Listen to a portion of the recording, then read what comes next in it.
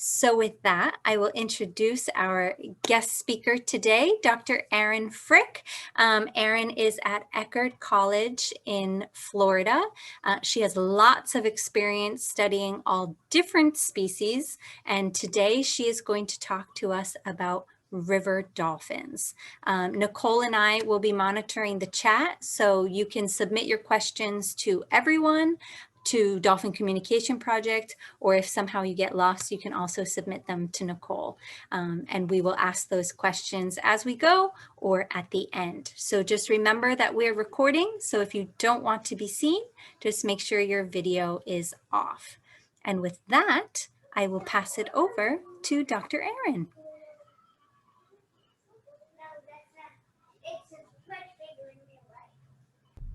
Okay. I'm sharing my screen.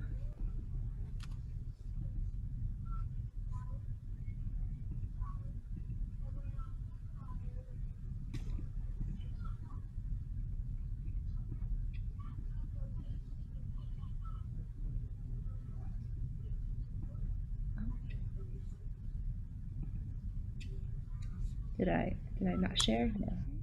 Am I sharing my screen? Yes. Okay. And we'll start from the beginning. Okay, so welcome everyone. Thank you guys for having me here today. Today I'm going to be talking to you guys about river dolphins. So one of the first things I like to ask is, do you know which one of these is the Amazon river dolphin? And so if you think it is the first picture with the number 1, you can hold up one finger or type number 1 in the chat. If you think it's the middle picture with the number 2, you can hold up 2 fingers or type the number 2 in the chat. And if you think it's the third picture with the number 3, feel free to hold up 3 fingers or type into the chat.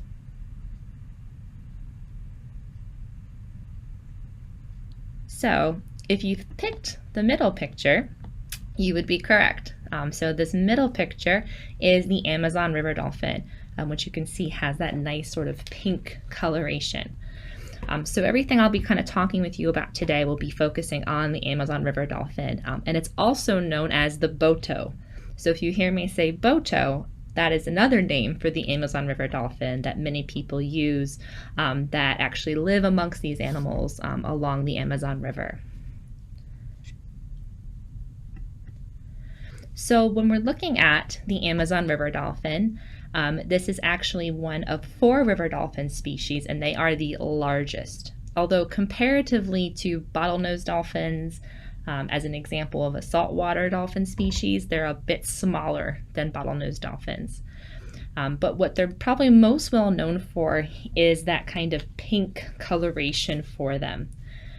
And they're not born this way. They're actually born a dark gray, just like a lot of other dolphin species. But then as they get older, through getting some scar tissue, through different social interactions, as well as where the location of their capillaries are, so where their blood flows, and diet and some behavioral choices, they will become more pink as they get older. Sometimes the color of the water, if it has a lot of tannins, which makes it look almost like a tea color, as you can kind of see in this picture here, that can also influence the pink coloration. So on average, they can be up to 6.5 feet long, and they can weigh up to 450 pounds. And their conservation status is endangered, and I'll talk a little bit more about that later on. But they only just recently were able to find these guys were endangered. They have a lot of sort of mystical background amongst them, and we don't really know much about them, but that's something that myself and some of my colleagues, we work on studying to learn more about the river dolphins. So we also want to know, well, where are they found? If you think they're found in saltwater, you can go ahead and raise 1 finger. If you think they're found in freshwater, you can raise 2 fingers or type 1 or 2 into the chat.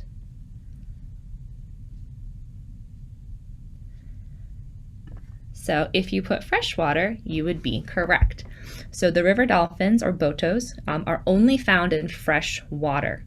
That means water like you'd find in a river or a lake. So you would not find them in the ocean, which is where we typically find a lot of other dolphin species that we know about, including the bottlenose dolphin.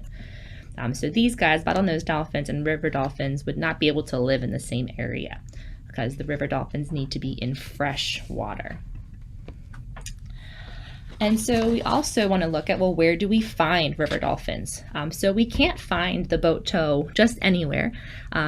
Its home is in the Amazon River, and the Amazon River spans over 6 countries in South America. And so these guys will be found in Bolivia, Brazil, Colombia, Ecuador, Peru, Venezuela. Have any of you guys ever been to any of these countries?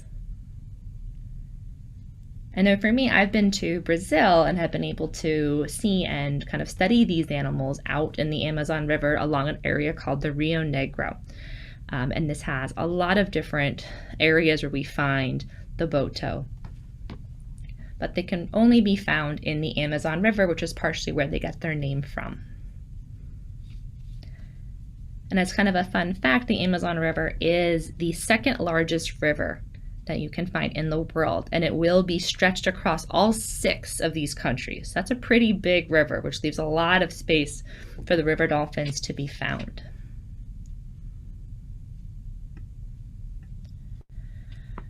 And so I wanted to talk to you a little bit about the different parts of the body of the Boto, so that you can kind of see how they differ from most of the other dolphins that you might have seen, like bottlenose dolphins, which we're more familiar with.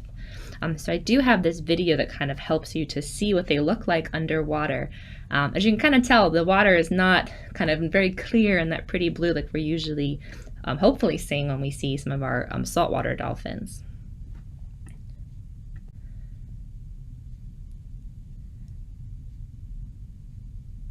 And so here in the video, you can see that they have a really long rostrum. So the rostrum is going to be what we would think of as the nose, but it's not a nose like in how we would think of. And as you can see, it's a lot longer compared to most other dolphin species. It's pretty long like this to help them with the variety of prey that they hunt and catch. It's also skinnier than most other dolphin species and allows them to root more into the riverbeds. You can also kind of see they have a lot of short hairs along their rostrum, and these short hairs on the rostrum, they don't lose. So with bottlenose dolphins and some other dolphin species, the little hairs that they're born with, which is part of what makes them mammals, they'll lose very soon after birth. But the river dolphins don't lose their hairs. They keep their hairs along their rostrum, and it also helps them with finding food and detecting their prey. The Botos also have a melon, and the melon is going to be on the forefront of their head. It's a big fatty tissue, and it's used a lot in echolocation. They can change the shape of their melon because it has some muscles tied to it to move it around, the same way as we would flex our muscles. And then we also have the blowhole at the top of the head. So just like other dolphin species, these guys have to breathe air, so they have the blowhole. That's where they'll breathe from. They can kind of dive deep and surface for when they need to breathe.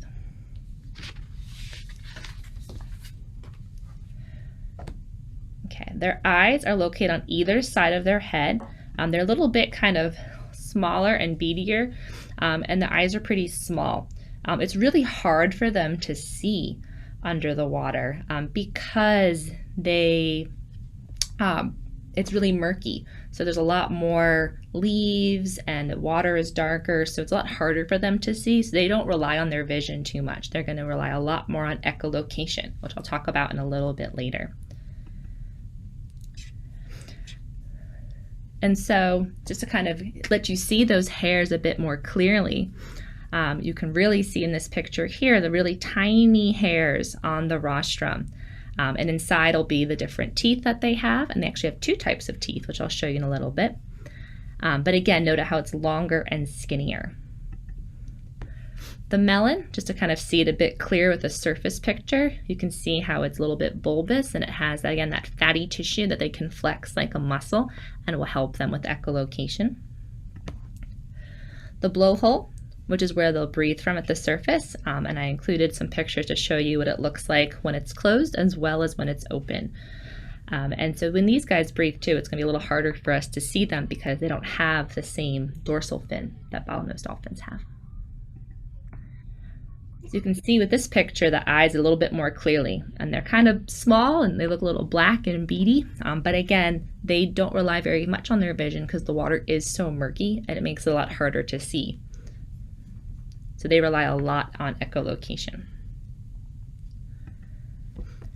They also have two pectoral flippers, just like bottlenose dolphins. They'll use these to help steer through the water and help them swim and move.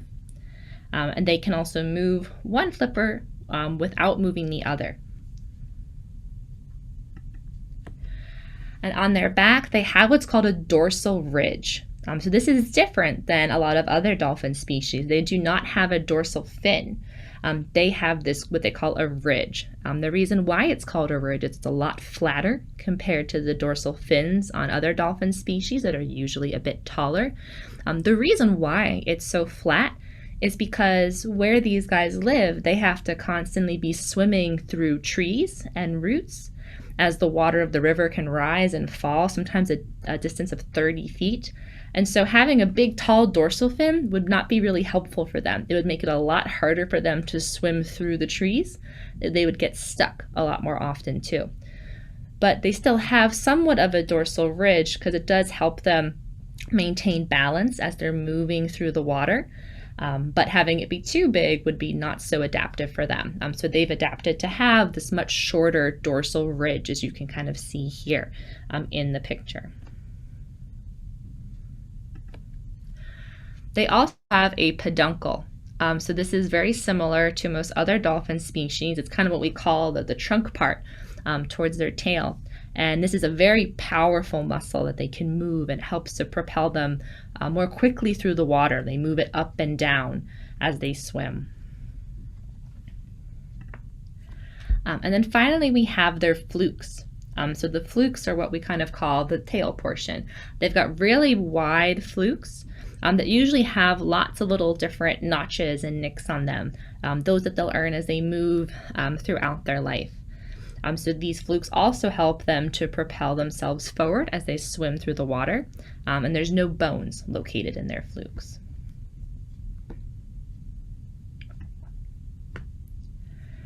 Something really interesting about the Boto is they have what we call an unfused neck vertebrae. So what that means is they actually can turn their head from side to side. Most other dolphins cannot do this. If a bottlenose dolphin needed to turn its head, it would have to kind of turn its whole body in order to look. But these guys can turn their head back and forth, what we would call 90 degrees, so it makes like a right angle. And the reason why they're able to do this is because of the environment they live in. As I mentioned before, they have to swim through trees and lots of different tree roots. There's logs. There's a lot of different forest debris in the water. And so for these guys to be able to turn their head and move their bodies through those roots and trees is really helpful for them as they find food and navigate their environment. So these guys have evolved and adapted in order to turn their head. So they're very unique that they have this unfused neck vertebrate that most other dolphins do not have this ability to do.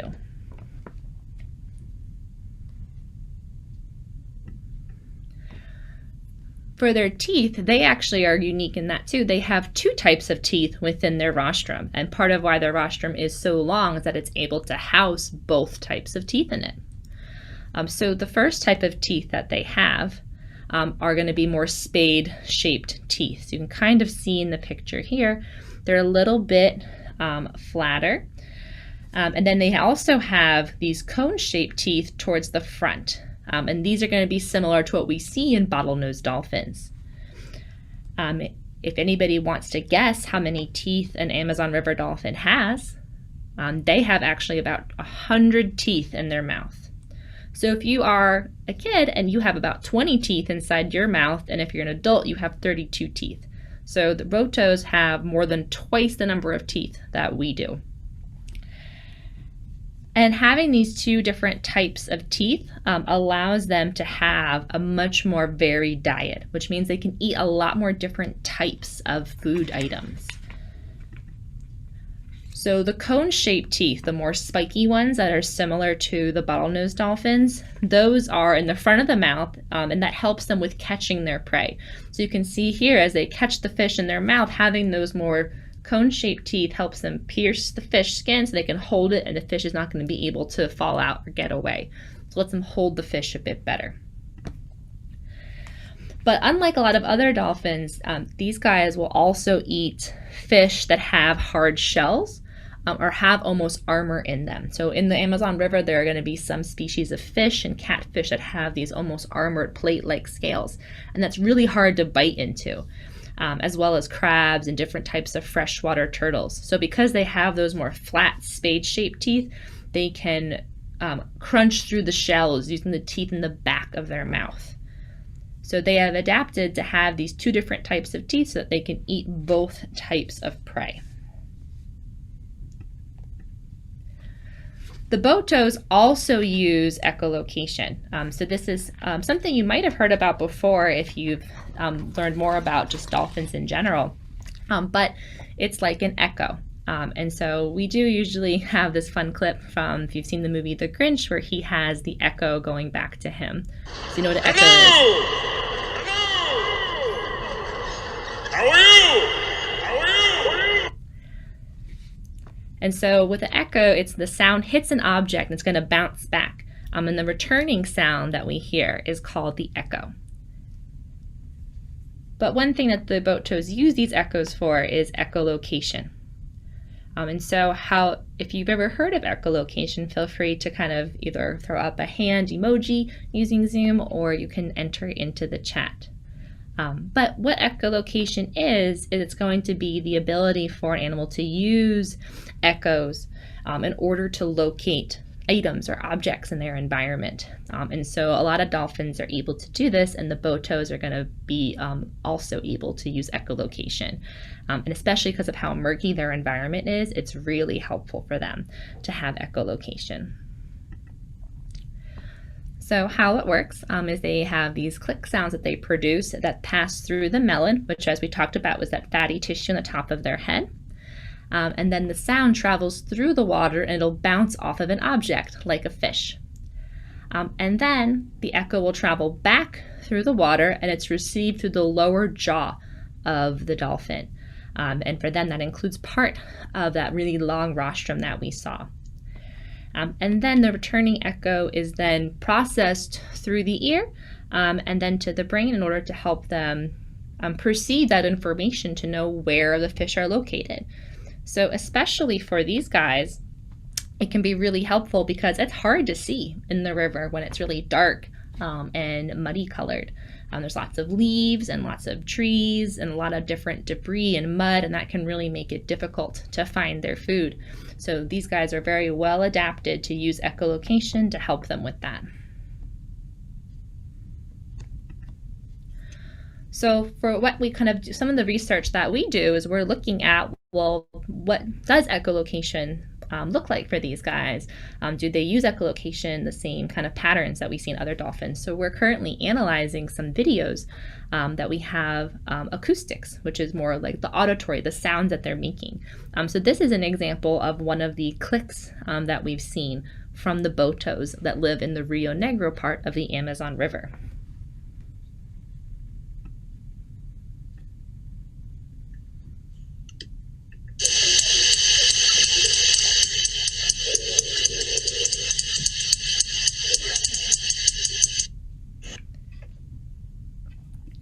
So you can kind of hear those nice little click sounds in there. And so through this process of echolocating, the Botos can figure out the size, the shape, how fast it's swimming, how far away, where is it located, and what something is made up of. If it's a fish, or is it a crustacean, or is it some kind of object in their environment. They're able to learn all of that information.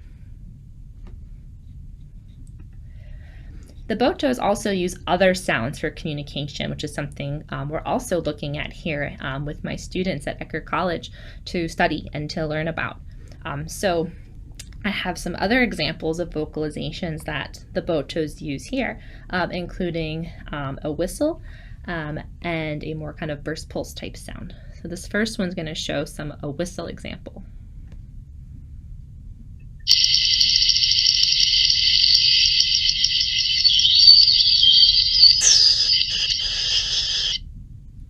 So you kind of hear that really high-pitched sound.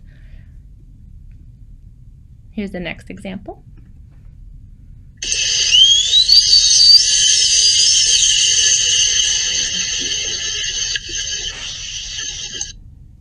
So you got very different types of sounds. Now, some of these sounds are similar to what we see other dolphins use. Like we know bottlenose dolphins use whistles and clicks as well. And so we're seeing some similar vocalizations in the river dolphins. But these guys, there's some research that's been done, but there's still a lot more to learn about how do these guys communicate. So as I mentioned earlier, the river dolphins' conservation status is endangered. So that means they have lower kind of population numbers and they could really use some help. There's a couple of different factors that are contributing to why the river dolphins are endangered. One of them being a lot of people don't know about them. Many people don't know that there are dolphins that live in the river. And so some other things that are contributing to why they need some help is they can often get entangled in fishing gear. Fishing is a really big part of life along the Amazon River. And so nets and other types of fishing line can get caught on the Boto and can potentially harm them. The Boto are also unique is they're actually hunted sometimes to be used as bait. There is a type of catfish that is fished in the Amazon River, Piracatinga catfish, and some fishermen will use the river dolphins as bait, where they'll catch them and they'll use their meat in order to attract the catfish. And so a lot of people are working to try to help look for alternative bait sources that they're not turning to use the Boto, but maybe could use something that's a bit more sustainable that will help the river dolphins not have their population numbers be impacted. We also have a lot of dams being constructed along the river, which is an example of in this picture here. And sometimes this can hinder where they're able to travel to. It also can influence how much fish are getting through, and that can be potentially harmful, as well as pollution. And this is probably something you've heard of before and is a common problem, is we need to really be careful about what ends up in our rivers and our oceans.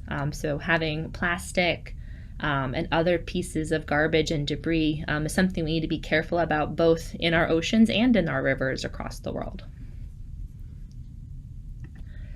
So what are things that you can do? And so one of the things you can do is to share what you learned about river dolphins today. Let people know that they're a real animal and that they exist, because many people aren't aware that we have these river dolphins. Doing things like recycling and using reusable bags, trying to limit our plastic, looking up organizations that support dolphin conservation and river dolphins. And if you can help or contribute, it's always greatly appreciated. But the best thing I think is just to be able to share and tell your family and your friends what you learned about the river dolphins. And the more people learn about these animals, the more it'll help us kind of want to care about them and to help provide for their future conservation support.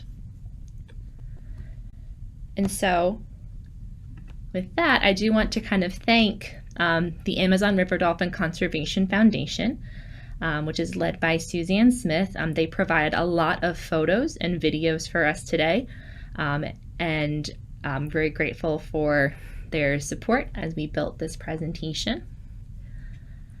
And also wanted to thank Katie Wilgos and Hannah, who are two of my students that helped a lot with this presentation as well, who were former interns for ARDCF.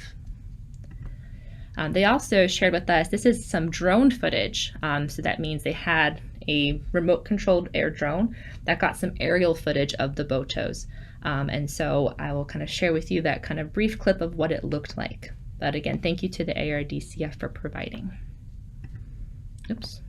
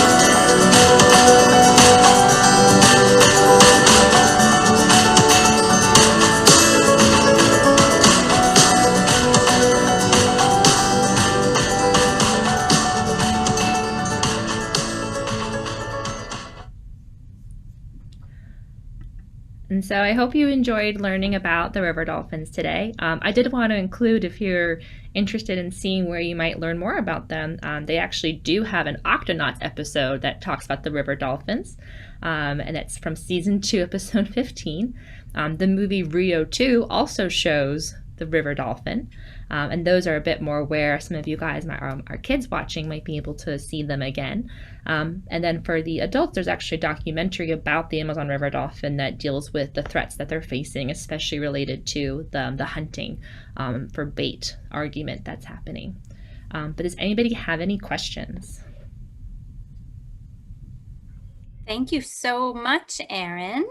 I'm going to take over screen share for a minute and just let folks know where they can find other recordings of the DCP webinars, if it will cooperate. Oh, technology. I don't know why that's not working. Well, I guess this is better than nothing. If you go to our website, dolphincommunicationproject.org, and you look under the education tab, you'll find recordings of all of our webinars, both our dolphin lessons, which today was a dolphin lesson, and our deep dives, which are geared towards older students and the general public. And also under that education tab are kids science activities. So those are PDF activities and worksheets that are free for you to download. So please do go ahead and make use of those resources. Most of our deep dives are generally the second and fourth Thursdays, and dolphin lessons are generally the first and third Tuesdays. You can also tune into our podcast, the Dolphin Pod. That's free to listen to, and you can access it right at the DCP website or anywhere you get your podcasts. It's on all the big things. And then, of course, we encourage you to support the Amazon River Foundation that Erin talked about. You can also support DCP through our Adopt a Wild Dolphin program, becoming a member, getting a t-shirt, and you can even join us in the field. So while we have no river dolphins to show you, if you come here to Bimini in the Bahamas, we can show you bottlenose dolphins and Atlantic spotted dolphins. So when you feel safe to travel again, you can get all of that info on our website. And please do stay in touch. Our email address is there and all of our social media. So with that, I think we have quite a few questions, actually, Dr. Erin, if I can get my screen to cooperate. We will just stop our screen share there and chat for a minute. So some of our questions, one ranged, the Amazon River dolphin, obviously in the Amazon River. Has it always been exclusively in the Amazon River? Or is it the type of thing where it used to be found elsewhere and now is only found there? Oh, you're still muted. I was like, whoop. I like what it tells you. They're like, by the way, you're muted. So yes, they were primarily found in the Amazon River. There are some other river dolphin species that have been found in different rivers. So that might be what they've been thinking of. And there's a smaller river dolphin species that I didn't get to talk about called the tucushi. And they've actually come out a little bit more and have sort of bridged the gap, I think, between the saltwater and freshwater. And they look like kind of small bottlenose dolphins, really tiny. And so there are some that kind of have transitioned in, but the Botos, yes, have been there in the river. And in another dolphin lesson, we talked about that oceanic dolphins don't have to drink the seawater and process it. They get the bulk of their water from the fish that they eat. Since the river dolphins live in fresh water, do they drink the water, or do they also get enough from their diet? They also get enough from their diet as well. So they don't like chew the fish a lot, but they will chew up more of like the ones that have like the armored plates and the crustaceans, but the fish they'll eat in a similar way that we see the oceanic dolphins do. And also about their diet, but also their color.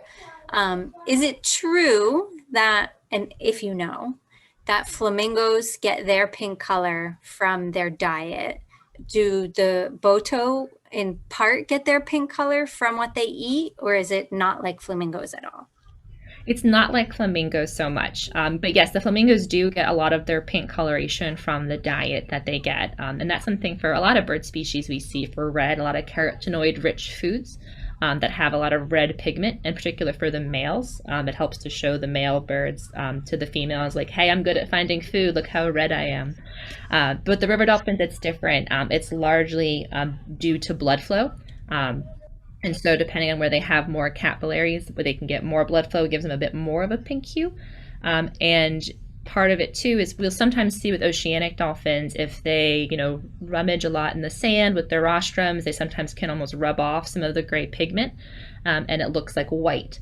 But partially due to sometimes the tannins as well in the water along the river, that kind of rubbed off white pigment kind of gets stained like tea, which gives it that pinkish hue too. So it's sort of a combination of their behavior, their blood flow, and also the amount of exposure they get to sunlight as well. All play a role into how pink they'll get. But the males will also tend to get more pink over time compared to the females, which also sort of advertises that they're a very fit male to be mating with. Wrong. In the photo of the close-up of, I think it was the Melon picture, the dolphin had a little scratch. And it made me wonder if they are like the bottlenose and spotted dolphins that DCP study that bite each other and get some scratches and rake marks from each other. Do they have that type of interaction, or would that scratch have come from something else? So as far as we know, they do have that type of interaction that we've been able to see. The way they communicate through that kind of like tactile communication that I know DCP has studied a lot in dolphins, or using their teeth as communication. We don't know a lot about like the function of it, but I have seen them use their teeth on each other, similar to what we see in oceanic animals. So I'm sure it does have a communicative function. It's not as well understood as we understand it in more of the oceanic animals that we just have more access to. Because it's a lot harder to get out there in the Amazon, and it's a lot harder to see them, especially from like the surface too. But yeah, so they can get those kinds of scratches from each other, as well as they could get it from rushing up into like a sharp tree branch or something in the water, because they encounter a lot more debris in the water too, because it's from the river. And one thing I didn't mention is the river does have like a high water and a low water period. So usually it was in the fall time, as they consider low water, where the river depth gets really shallow. But in high water, that depth of the water can increase by like 30 to 40 feet. So it gets much taller, and there's a lot more trees then that were actually visible. And then in high water, the trees are almost completely submerged. And so they can get it from things like that too.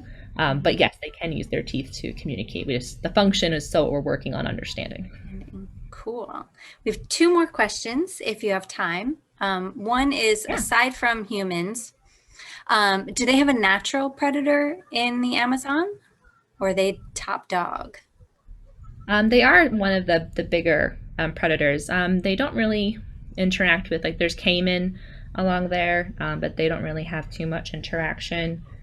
But they are more top dog compared to a lot of the other big predators that you'll see in the Amazon. Cool. And then fun, because scientists are humans, and we're not just always very serious, objective scientists. What is your favorite thing about river dolphins, especially maybe compared to the ocean-dwelling dolphins? Do you have something that's your favorite special thing about them? I do, I think. Well, I really like that they can turn their head. I just think that's so cool. And when we're out there and we're, trying to, take pictures or record for data, it's just kind of cool to see how they maneuver through things that you just I didn't really fully realize how much the oceanic dolphins can't do that until I saw another dolphin able to just twist its body. So that to me, I think is one of the coolest things about them. Awesome. I agree. And now I feel like every time I'm reminded of that, I'm like, the next time I watch the dolphins here in Bimini that I'm so used to seeing. And so it becomes so normal to see how they turn. Like it'll remind me to pay more attention to that. Awesome. Well, thank you so much, Dr. Erin. And we hope that everyone listening today, wherever you are, and whenever you are listening, that you enjoyed this talk and that you will join us again for another program. Bye.